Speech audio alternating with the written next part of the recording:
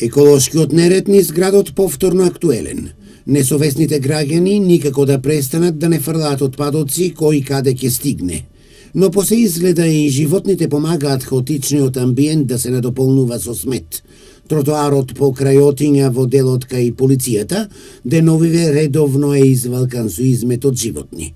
Животните си се животни и нивната физиологија е природна работа, но работата за чистење е задача на комуналните екипи, ама нивниот труд на мегдан го нема. Евидентен е еколошкиот неред, посебно во градското подрачје на Штип. Измет од кучиња, но измет и од други животни. Овој пат се работи за измет од коњи и тоа е измет на тротоарот покрај полициската станица.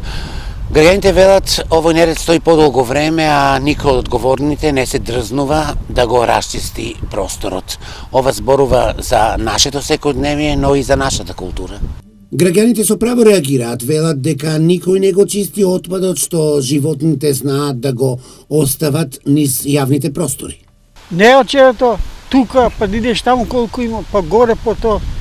А тука поготово овие, јас сум реагирал за други работи по полицијата. Не ли го чистат?